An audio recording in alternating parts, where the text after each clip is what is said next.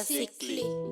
Bonjour à tous, soyez bénis à Jésus et bienvenue à cette nouvelle édition de la rubrique Mon verset clé. Aujourd'hui, je vous propose d'étudier avec moi un verset tiré du livre de Matthieu, qui est le livre du mois. Et je vous propose de lire au chapitre 23, les versets 8 à 10. Donc, voici ce que nous dit la Bible à ces endroits.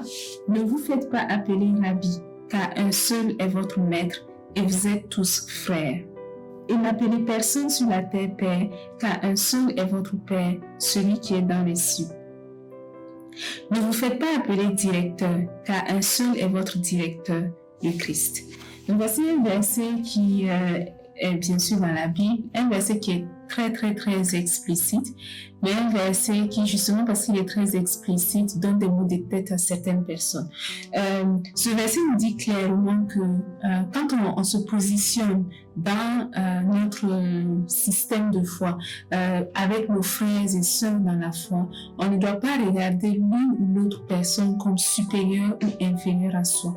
On doit regarder que tous nous sommes enfants de Dieu, tous nous sommes frères et sœurs, et il n'y a personne qui est au-dessus de l'autre. Il n'y a personne qui doit chercher à prendre sur l'autre une place de maître, une place d'enseignant, une place de père ou de mère spirituelle. Et on va regarder encore cela, on va dire, de plus près.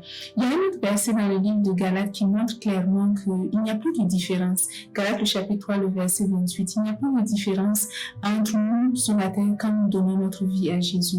Nous recevons tous le même Saint-Esprit. Nous sommes tous enfants de Dieu. Nous sommes tous co-héritiers de Jésus. Nous avons tous le même héritage en Jésus. Donc, il n'y a personne qui est au-dessus de l'autre. Il n'y a personne qui est plus grand que l'autre. Donc, à l'intérieur des assemblées, ou dans les églises, ou dans les associations, dans les regroupements, on doit garder cela à l'esprit. Et ce verset nous dit de n'appeler personne père ou mère. Il est vrai que dans la Bible, certaines personnes ont utilisé cette expression. Par exemple, Paul a utilisé l'expression fils pour appeler Timothée. Et d'autres personnes encore, et d'autres versets de la Bible nous mentionnent l'utilisation du mot père ou fils spirituel. Mais je veux attirer votre attention sur une chose. Paul n'était pas Jésus, Paul n'était pas Dieu, Pierre n'était pas Dieu. Pierre ne peut être remplacé avec Jésus. Le message que nous venons de lire ici, c'est un message qui est venu de Jésus lui-même. Et nous devons savoir que quand il y a une différence entre un message que Jésus a communiqué et une pratique qui vient d'un enfant de Jésus, on doit privilégier le message qui vient de Jésus lui-même. Et le message que Jésus nous a donné dans ce verset est très clair. Il est très précis. Nous ne devons appeler personne père si ce n'est celui qui est dans les cieux.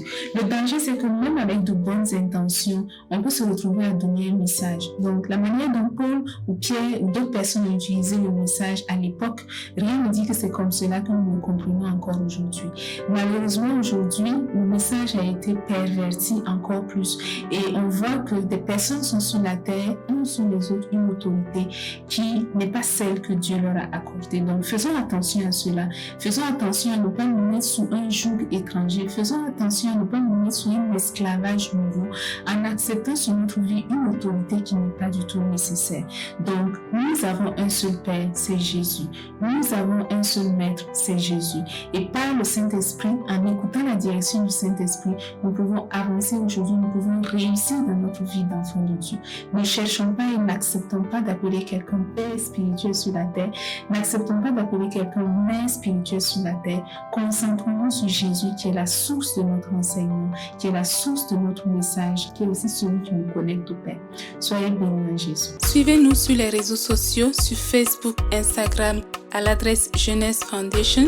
Visitez notre chaîne YouTube à l'adresse Jeunesse Foundation et visitez notre site web à l'adresse www.fondationjeunesse.org.